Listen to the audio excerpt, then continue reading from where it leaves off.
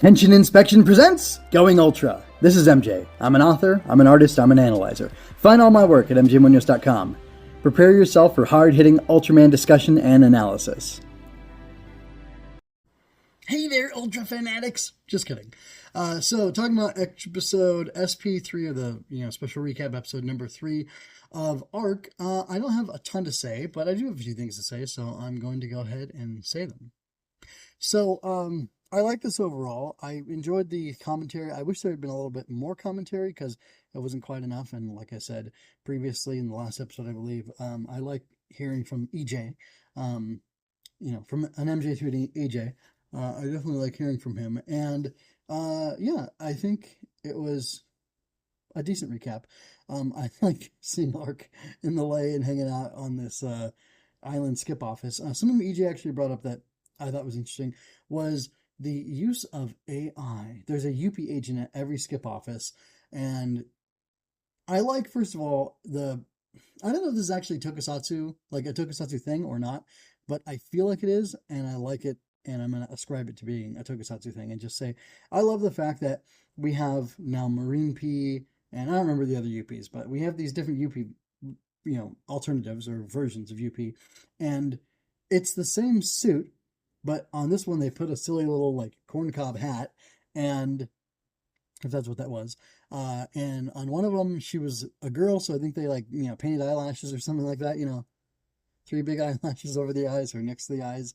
And then the other one, I think he looked just like UP, except he had it wasn't Poncho, but he had a tough guy kind of way of speaking, I think was what differentiated him. And there might have been one other little cosmetic thing. But basically, because he's a android, and because it's Tokusatsu, you can just do one little thing and say, oh, this is an entirely different character. And now we have at least 4 of these units. I'm sure there are a lot more than that, but we have at least these 4. And that's kind of fun and special and magical. And again, this isn't necessarily a Tokusatsu thing, but I'm ascribing it to Tokusatsu because that's what I want to do. It's just like the Tokusatsu quick change thing. It doesn't make sense and it's stupid and it shouldn't work, but it does. And I appreciate a lot of those things. If you don't know what I'm talking about, go look at episode something of Kamen Rider Forze. I couldn't find it. I couldn't find it. Doesn't matter. You don't talk about it. If you don't, it's okay. So anyway, it's interesting.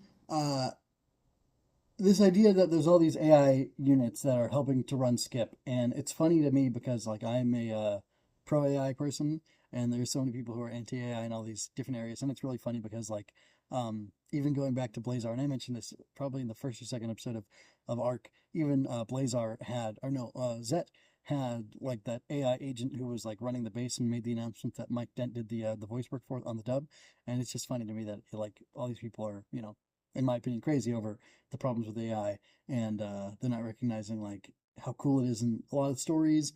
And there's a great book series. It's a 9-book series called it's by Jeffrey H. Haskell. I know that much. It's called Full Metal Superhero.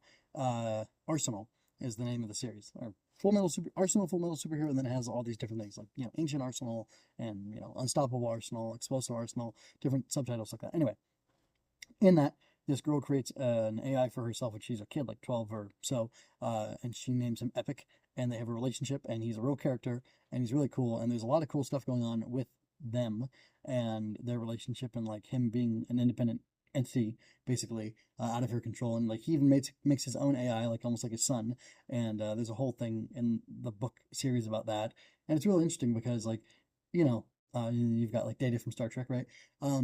This whole concept of advanced AI and advanced intelligence is really cool, and we got to see some attitude from UP recently, and we obviously see these other characters, they have the same body, the same shell, but they have such different personalities, and that's just a fun little thing. There's not really much else I want to say, so I'm going to go ahead and call it here.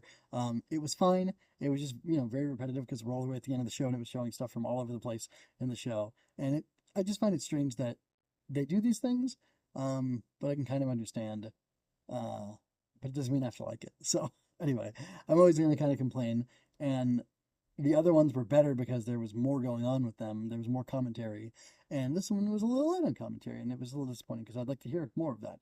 But I mean, I guess that's why we can go over to ultramanconnection.com to find out all the stuff that they have there, because that's, you know, also enjoyable. So anyway, until next time, folks, take care, be well.